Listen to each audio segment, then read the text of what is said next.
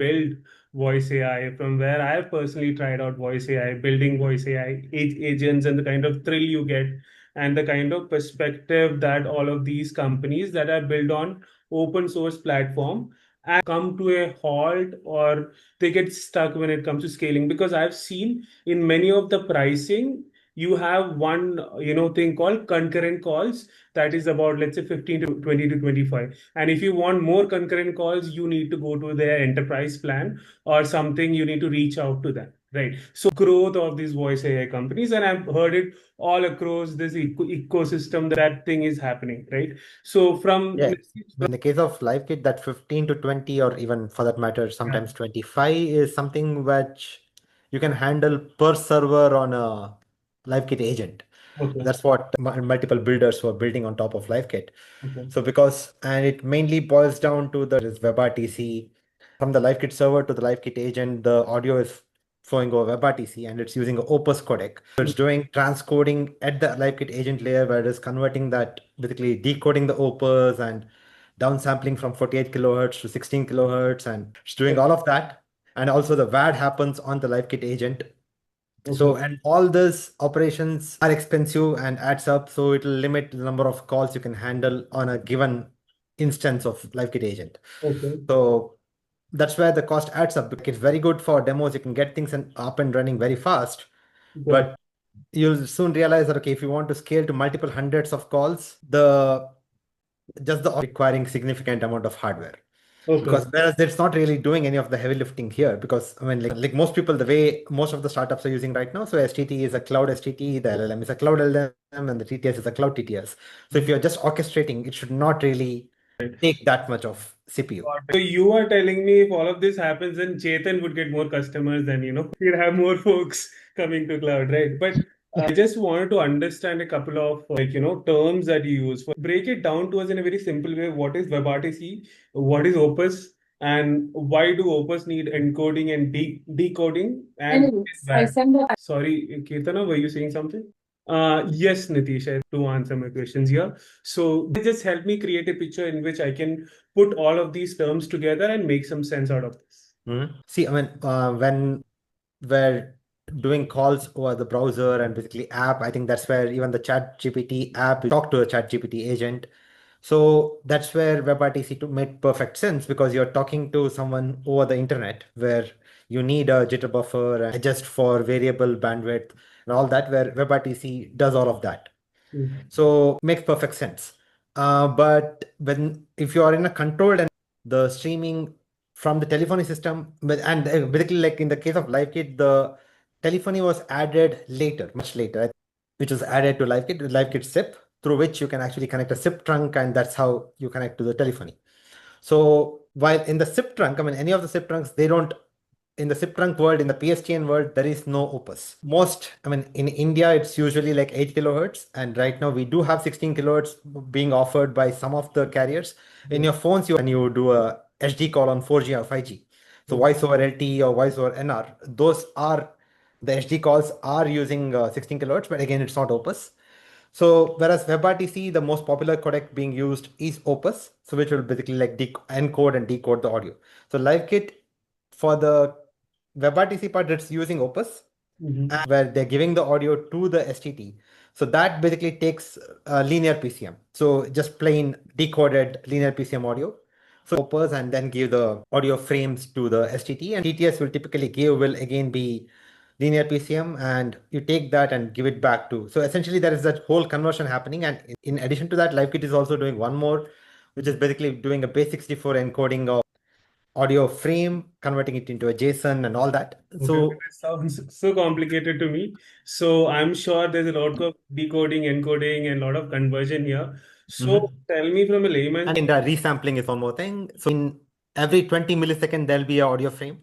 That's the default streaming rate. So every 20 milliseconds, you'll get audio frame, and it has to keep doing this entire operation every 20 milliseconds. Okay. So, and that adds up when you're handling multiple calls. So that adds up when you're handling, let's say, 2 lakh calls every day, and let's say 30,000 This calls. mainly boils down to concurrency. How many concurrent such calls you're doing? So basically, like they'll start adding up to your CPU load. Got it. And consumption of CPU happens with most people who LiveKit use Celero WAD. Basically, you're running a model, a very small model, albeit, Mm-hmm. on the LiveKit agent, which again takes up significant CPU, Yeah. and that creates a bottleneck to how many calls you can handle on a Right. given. And most people do it. The main reason for the low concurrency on a given instance will typically boil down to the, again, even the language which is being used, either Node.js or Python, Correct. which has its own limitations. I'm one of them, though. Yes. Absolutely. So we have a lot of complications here. We have a lot of, matter turning into different matter, and then it's getting back to the, same matter. So a lot of Mhm. decoding, encoding, and things that are being repeated. So can the same thing be simplified? And if it can be, then how? Or do you know, is Epicode or any other company is trying to process that is happening? Yeah, so we are attempting to simplify it. So our thought process is that the orchestration should not deal with DSP. So ideally, it should not deal with codec transcoding. It should not deal with resampling, Mhm. and it should not deal with even the VAT for that matter. Mhm. So what we have done in our IRA voice is essentially we are doing all of this in the telephony layer, and we are doing that in C++ Mhm. with the efficient threading models. So we can handle a lot more concurrency, even though if we use the same model, Celery WAD, since Mhm. we are doing it, we can handle a lot more concurrency on the same hardware. Okay. So essentially, what we are doing is, okay, not only handling telephony, we are also uh, basically, okay, so different some STD providers will require 16 kilohertz, Mm. and some TTS providers, like, will only support 24 kilohertz, will only support 48 kilohertz. So when we stream the audio, we allow for variable codec rates, both on the stream we give you can be 16 kilohertz, and the stream we get back from you can be 24 or 48. Basically, as long as you specify it upfront that, okay, this is what we are going to send, Right. the system will adapt and do the resampling. And we use WebSocket instead of WebRTC. Okay. The telephony layer is already doing all the things which WebRTC does. It already has a jitter buffer. It already handles the Mhm. codec negotiation and all that. So, and we are already doing all of that in C++. So, and we typically stream to a controlled environment. Mhm. Typically, the bot orchestration can either be deployed in the same data center as where the telephony is, especially in India, where the telephony, most enterprise deployments will have to be terminated on the enterprise data center or whatever data center, and in the same data center as where the Right. telephony is terminated. So it'll be like a LAN where you don't need to replicate the process of jitter buffer and everything with WebRTC. You can just directly stream it over WebSocket, Okay. so I which have will be a lot lighter. Nitish. So having Mhm. the same DC helps you in reducing cost or latency or both? It will help you reduce both. Both. So it'll reduce the compute, it'll also reduce the latency. Okay. And And we are doing all this resampling on the our iRaw side. We are doing, basically, you don't have to deal with transcoding.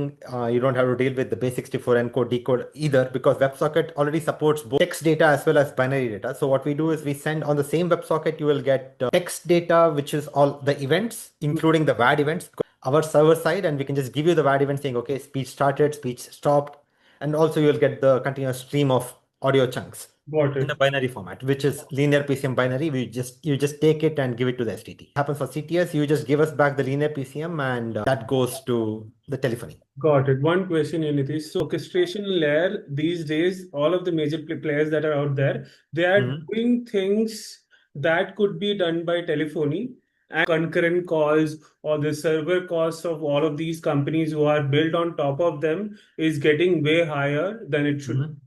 right? Yes. Got it. So, like, I don't know if you can name companies or not. Do you personally know any of these companies who are kind of big players or they have good customers are built on top of these open source platform and having the same issues that we just spoke about right now? And did you help them out or something like that?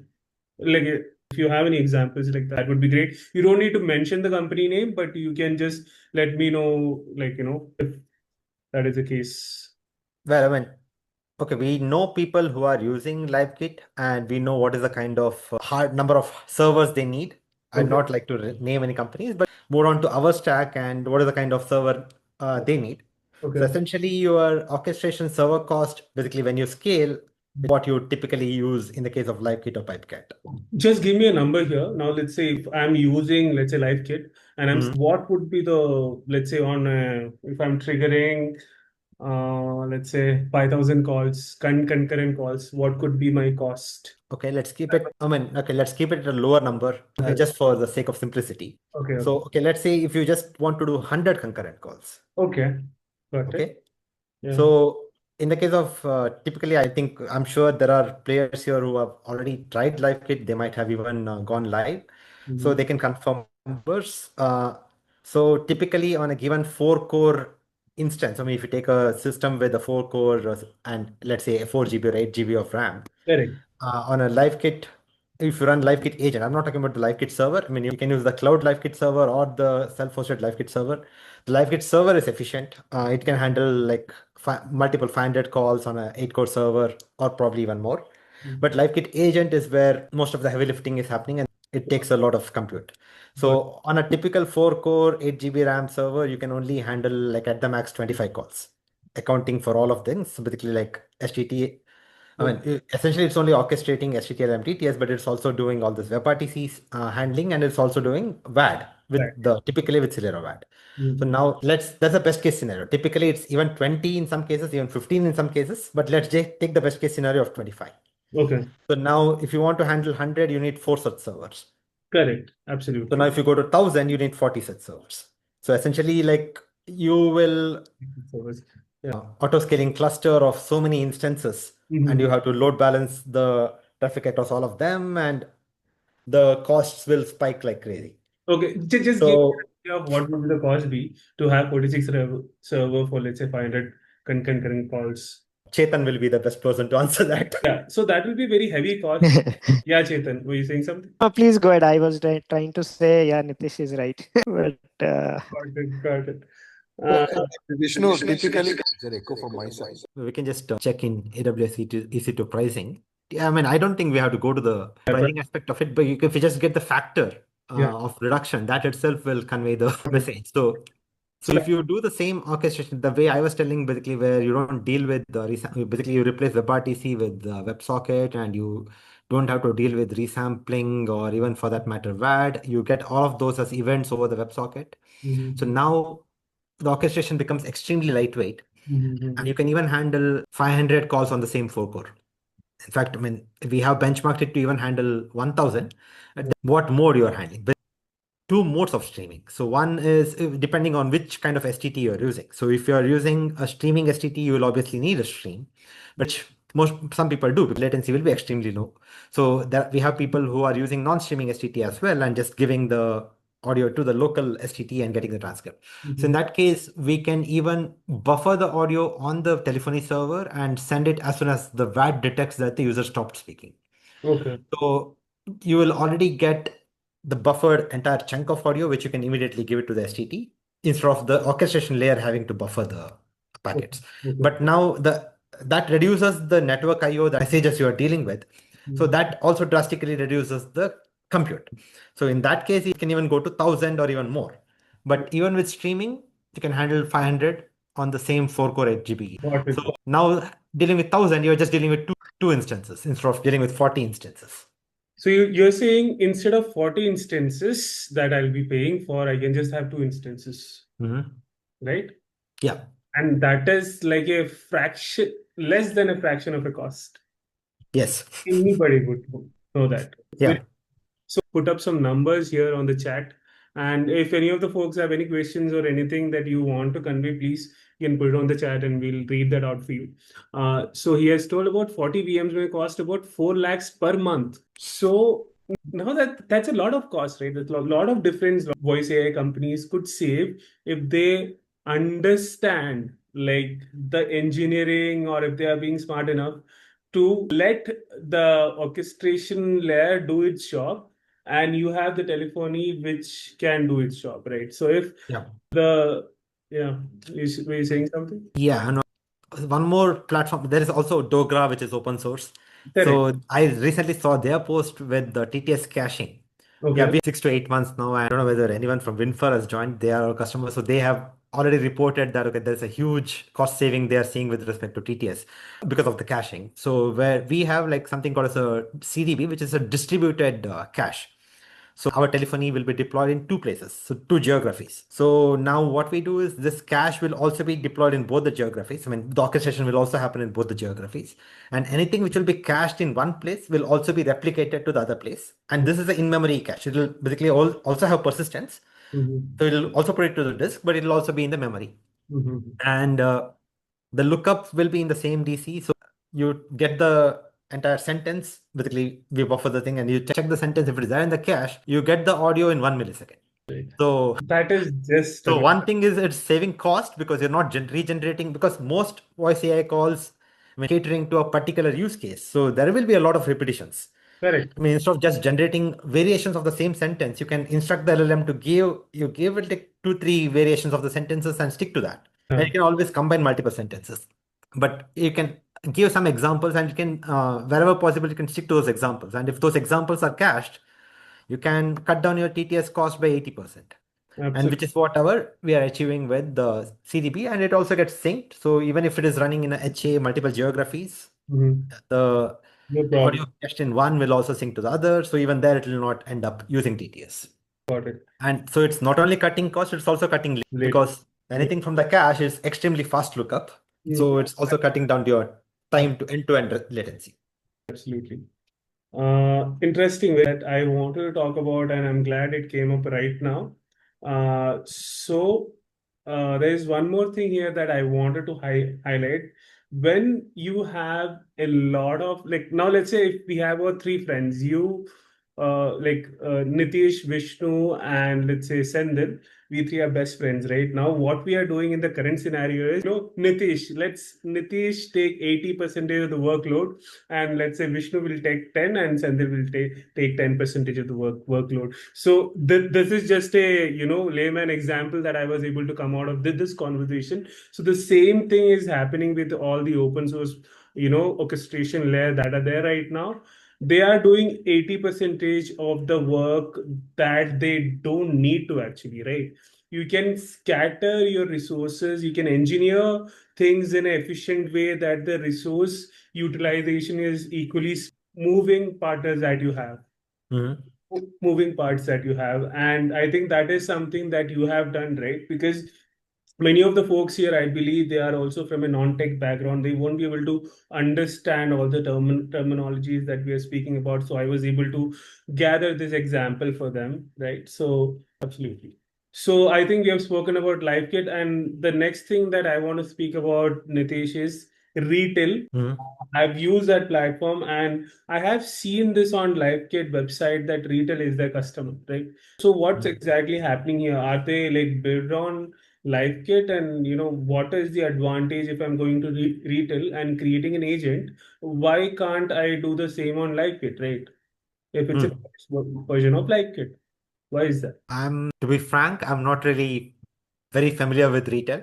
Okay. So I was kind of curious about this because I was building an agent on retail, I think last week, and I saw on LiveKits, this customer list that retail is there. I'm like, okay, if they're a customer, something might be happening there. But yeah, I might go and read the documentation and figure something out. Great. So what is the pricing like in the case of retail? Oh my God. Like it is about on a good scale, it'll charge me about 15 to 18 rupees per minute. Okay. So this is more than LiveKit, right? Yeah, correct. So I got curious. Will that even work out in India? That will never, it's not going to work out. So I was also speaking to one of the person who is working in speech to speech. I was speaking to him today afternoon, and he told me that many of the Indian markets are only ready to pay about 3 rupees to 4 rupees per minute. They are not ready to pay more than 4 rupees per minute.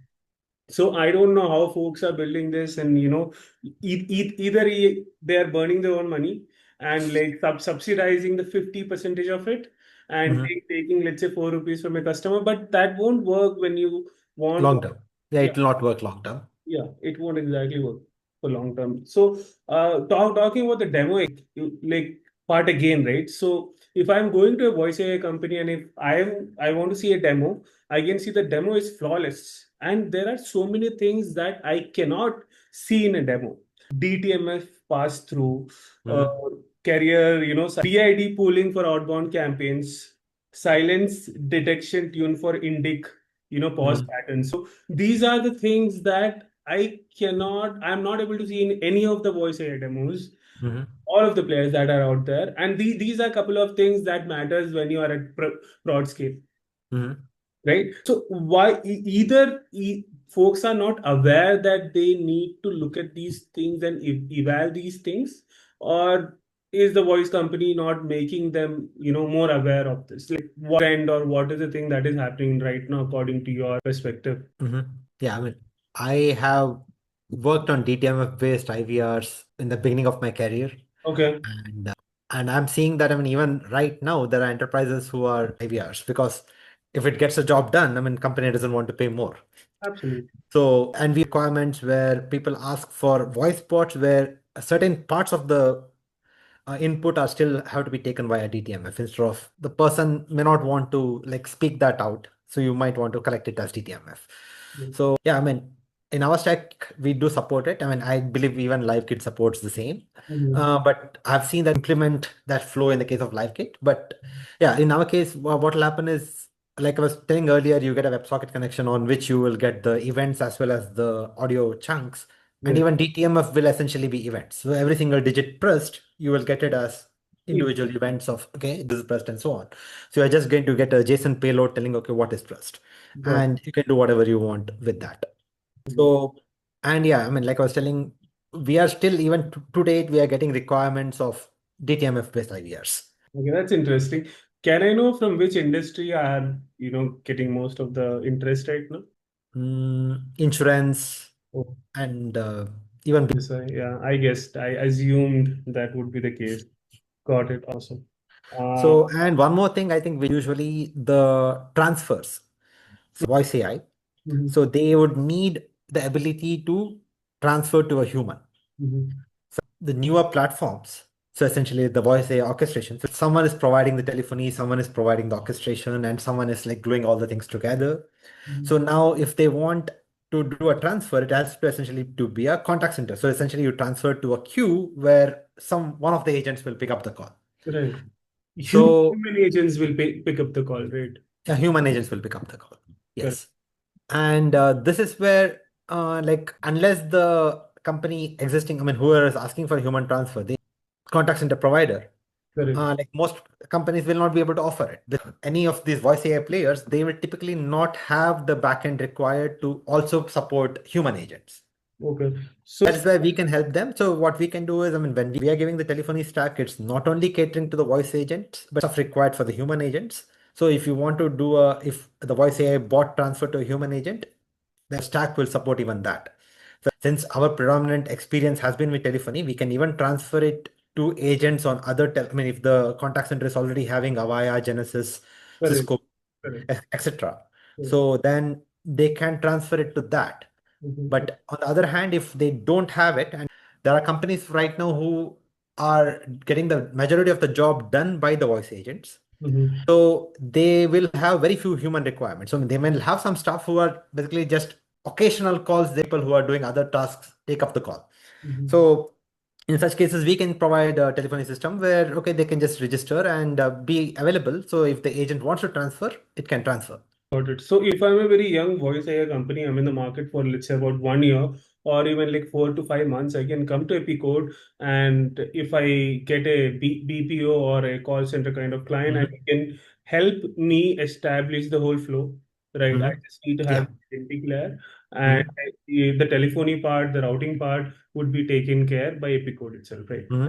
Correct. Okay. And recording. So in our case, like all the 100% of the calls get recorded by default, and we don't store any of the recordings. What we do is, like, whoever is taking our services, we ask them to, I mean, we have ready connectors for all the cloud players. I mean, whether it's AWS or Azure or Google, or we can even take a FTP and push the file there. So essentially what we do is, as soon as the call is done, the recording will be pushed to their storage. So they take care of the retention. Okay, got it. So as a voice AI company also, I don't have to worry about my customers' data being elsewhere. Correct. push to me, and I can give them the clarity. Hey, it's on my server, and I can delete it. I can do whatever the customer Correct. wants me to do with that Yeah, data. and like many of the banks and like set up this entire thing in a private cloud. So where, I mean, in our case, like we just deploy it in their private cloud and the recording happens there, stays there. Okay. It will not even go out. Got it. Yeah. Because all the details that are there in the call are very private. The Yeah. financial details of the customer. So Mhm. reason probably. Okay. Awesome. So I think we have covered a lot of things here, from building up, let's say, talking about open source platform, talking about what are the backlogs, or what are the reason why these open source platforms are kind of lacking, and what are the issues that companies that build their voice AI platform on this open source platform, right? So Mhm. I do want to talk about right now, after we have covered almost everything, I do want to talk about at the end of the day, right? Now, let's say I'm a voice AI company, Epicode, and you folks are helping me with telephony, and I'm able to do a lot of things right now. So for me to win, if there was no Epicode, right? Now let's say I don't know what Epicode. For me to win, what would be the requirement? Like, how would Indian enterprises would know about me, and actually who wins in the race that is happening right now? In terms of voice AI company, I'm seeing a lot of numbers. Like every month you have 3 new voice AI companies, right? But I don't think so that is the same with telephony companies, and I don't think so that is the same with these open source orchestration layer companies, right? Mhm. So who actually wins this? Like, because as someone who wants to be a founder, or someone who wants to do something, I might see, like, let's say you might see an open source platform, and I might try to build on top of that. But there Mhm. are a lot of things that I'll be facing, and maybe that would cause me to stop the plan and try something else. So I just Mhm. wanted to ask you, who wins this race, basically? Okay, I think there will be like two winners here. So one is basically like the AI models, like you said, are being commoditized. So because there are like so many HTTP providers, so many TTS providers, and so on. So uh, and even LLM, the cost is going down and everything, and even the open source orchestration is commoditizing even that part. Mhm. So a lot of those things are easy. So the voice AI companies, they will have to basically create a niche of their own, Okay. wherein they basically focus on one particular domain and get Mhm. really good at that and stand out. And that's where I think uh, they can win there. And telephony and the middleware, basically like whoever is giving the telephony middleware and this orchestration. So Mhm. all the cost efficiencies, all the examples we gave earlier.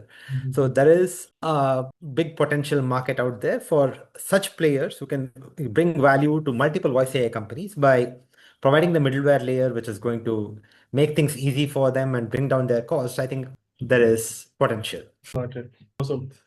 You are building the shovel, and folks are coming, and they are, using strength to Mhm. get the job done, right? So it's Mhm. always better to build something that other folks could use to build something else, which could be an Mhm. end, right? Awesome. Hey, by the way, we are building. Oh, sorry. So, yeah, folks, we wanted to speak about, would love to take any questions from anybody. If you are not from the tech background, or if you're not in this industry, that is also fine. You must be working at an NGO who is, let's say, helping a lot of folks, and this tech could be influential there. So please feel free to shoot any kind of questions that you have. Thank you. Or you can just ping it on the chat. Sandil, maybe you can put whatever you wanted to say in the chat as well, I think.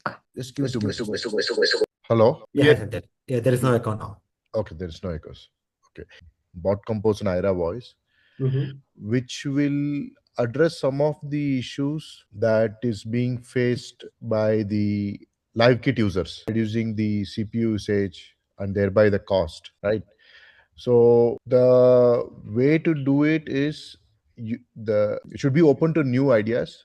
Mhm. Just because it's a well-known brand or it is being used widely doesn't mean that it is a best fit, Yeah. right? If you see a problem, you need to address it, and it is better to address it using a good architecture, not by throwing money at it, right? So what the developers are doing is they are not solving the problems Mhm. where they have no idea how to solve. So there they're just spending money, Correct. right? By not trying to look at alternate options. Yeah. But when it comes to telephony, they are trying to negotiate forever. Okay. Like a telephony guy says 50 paisa per minute, they say I will give you 40.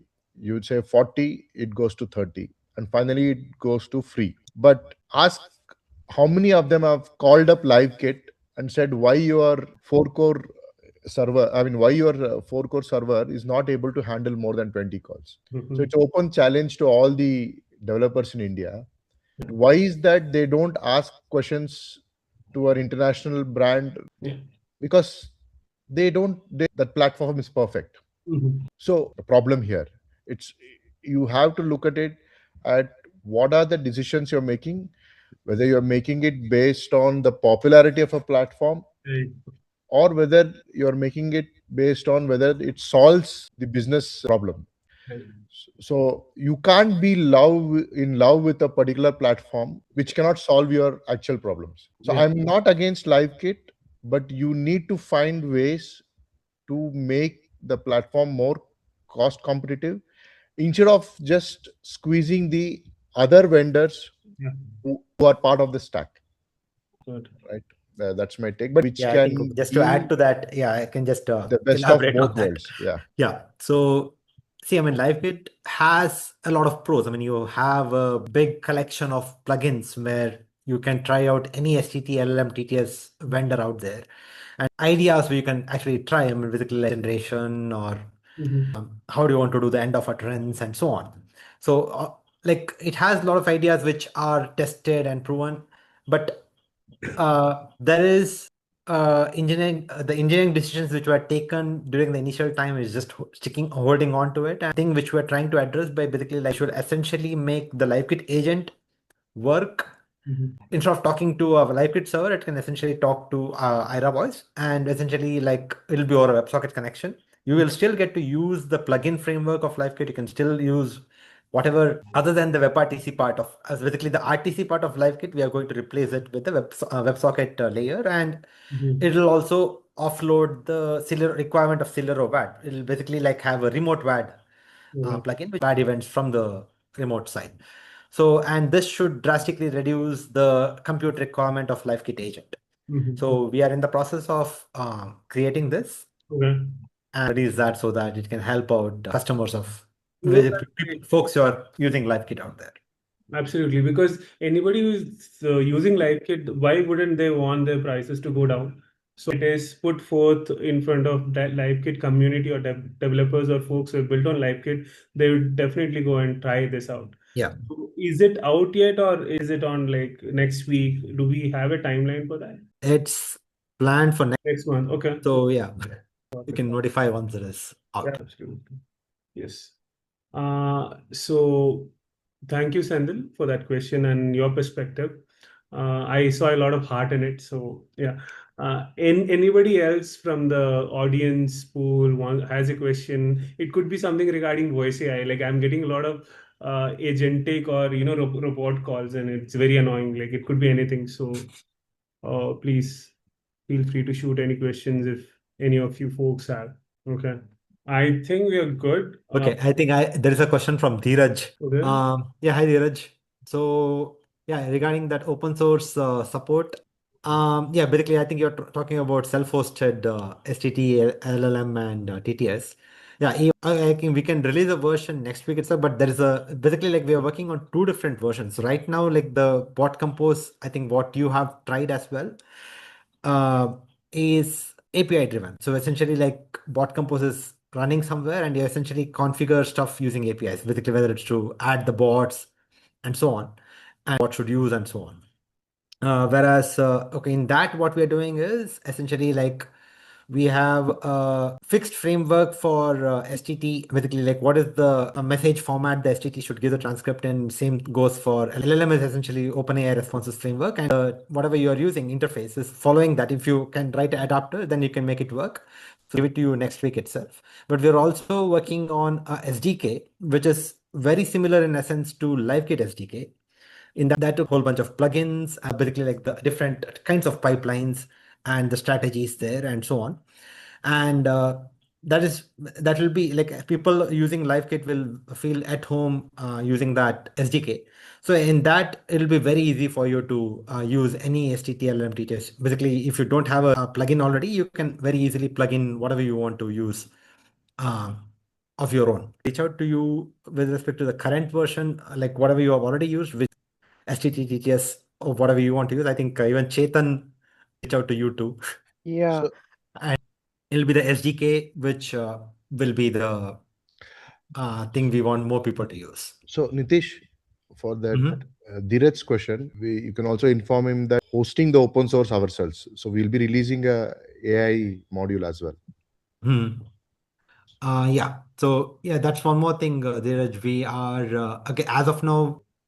We are only doing it with STT. Going to host like STT locally, so along with the orchestration. So that will totally reduce the latency with respect to the STT. So since it'll be like in the same LAN. So essentially, like as soon as the WAD detects that the user has gone silent, for that particular utterance, see how it works for you.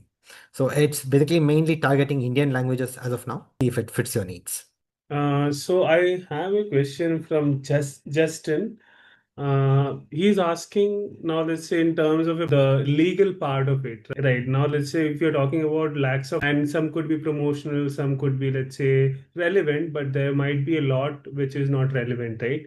So, any try implications that these voice AI companies should be aware about, like that they are not doing right now? Are you personally seeing anything that is of high alert or something of very concerning when it comes to regulations and law? Okay, Sendil, do you want to take this?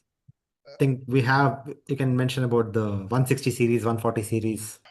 I think we should leave this question in this session. 160 can be used for transactional calls, and 140 series is for telemarketing. But I think we should not be going into that. We may have a separate session for Mhm. regulatory, because that's a vast topic in itself. Okay, got it. Thank you, Sandil. For anything which is telemarketing kind of thing. So basically, like the DND Correct. becomes again a challenge. So you need to make sure that you're calling people with consent. Correct. So if you're not calling from Yeah. So I think the person who asked Justin, he's a lawyer, so he was intrigued from his, day to day what he's working on.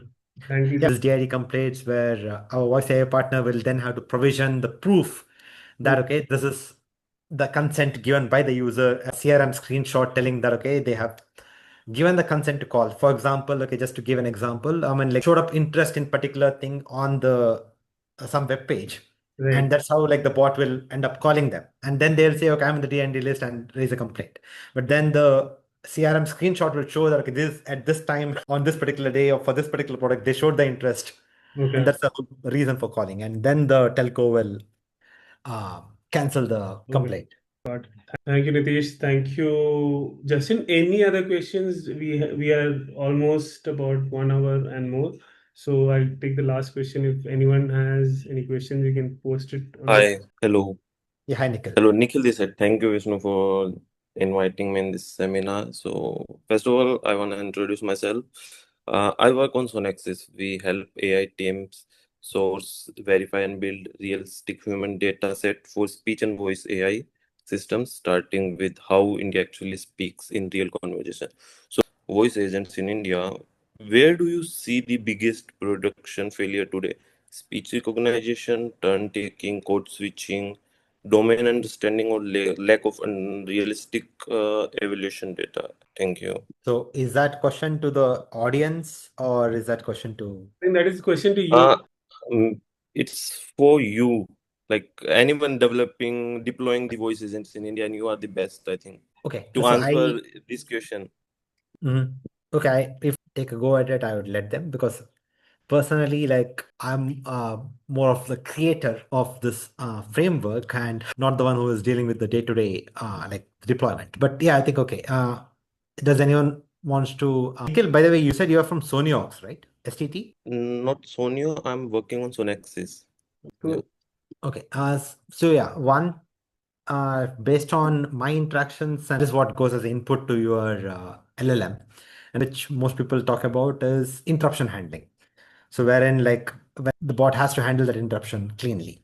So again, like there could be even fake interruptions as well. So for example, a person coughs. If you go by purely by the VAT signal, the cough will be a VAT signal that okay, user is speaking. So it might trigger an interruption, whereas in reality, it's not really an interruption. So, or any such loud noises. So is something which I've seen multiple folks complaining in the voice AI domain. Okay, thank you for the answer. And I have another question. How you guys handle the interruption then? So there are two strategies. One is basically like based on the length of the interruption. Basically, like when we, even if the VAT detects that okay, it's a speech, so what we do is we'll pause the bot at a framework called bot compose. So the bot playback. So stop it as soon as the next current word, whatever it is uttering, as soon as that is done, it will just go silent. And then we wait. So like to see how long the interruption was. One is like waiting for the duration to see, okay, like how long the interruption is, and even transcribing and seeing, okay, like there in the interruption. So like the first one, you can actually ignore a single word or if there is no word kind of thing. But yeah, if you go by the transcription, then you actually know what they told and then decide whether to resume. So in the case of resume, it will basically like not discard that response from the previous from the bot. It will continue from wherever it left off from the same word. Because for example, if you just make a loud sound, it'll pause momentarily and then okay, like 1 second or 2 seconds later, it'll decide that okay, it's a fake false alarm, so it'll just continue from where it left off.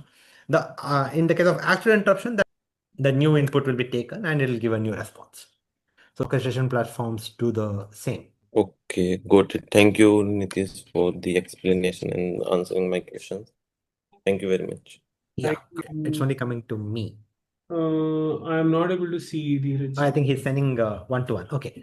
Yeah, Dheeraj, as this is regarding telephony, okay, I'll just read out Dheeraj's question. As this is regarding telephony, can we do worldwide calling, either outreach and inbound calls?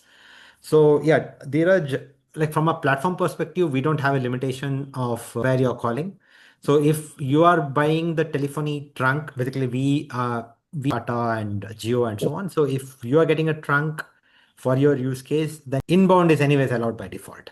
So inbound, even in our sandbox, the international inbound calls are always accepted, but the international outbound calls are not allowed in the sandbox environment, and it is only allowed in production environments because the international calls costs are pretty high.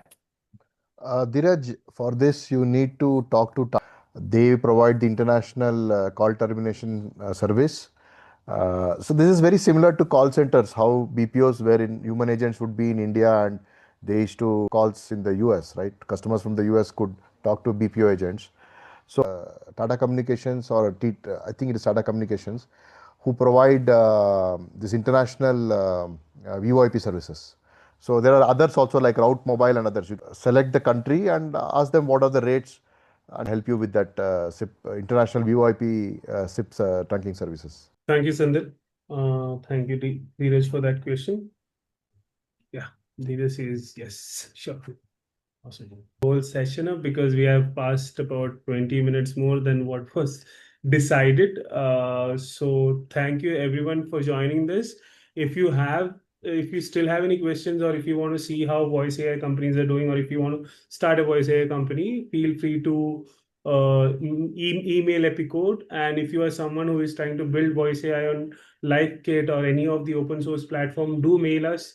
If not a partnership, we can certainly help you in setting up things more streamlined. So I'll just drop, Nitish, you can drop your mail ID here on the message. Yeah.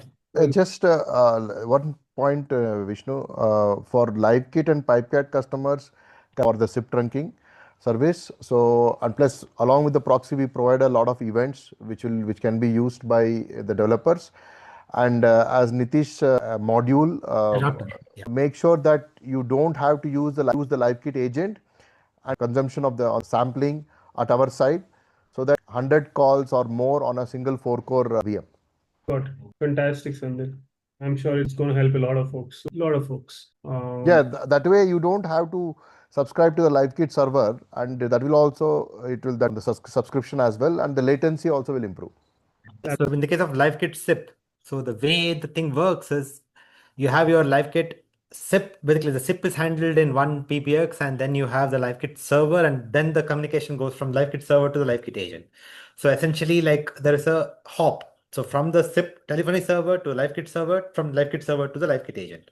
So now essentially, like the one hop can be totally eliminated, where the telephony server can directly talk to the LiveKit agent. So that's what our adapter will be doing. So we directly send the SIP traffic to the offloading a lot of additional work done by the agent as of today. So that way you can reduce the latency as well as drastically reduce the cost of servers, and even you don't even have to pay the hosted LiveKit server on your premise. We'll be playing the role of the server. I don't think so. LiveKit would be happy after hearing this, but No, but say open source. I don't think they bother. They're yeah. bothered. Yes. So thank you, everyone. Thank you, Nitish, especially. Thank you, Sendil, and thank you all of you who joined this information and a lot of things that we have learned about it today that we can go and, tell our friends, someone who is trying to build something in tech. And probably you can come back to Nitish or Sendil or me at any time.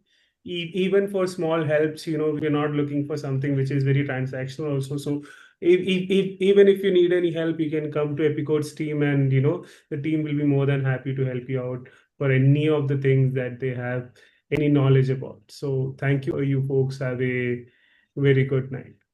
Bye. Yeah, thank you, everyone. Thanks, Vishnu. Yeah, thank you. Thanks, Vishnu. Good night. Thanks, Nitish. Bye.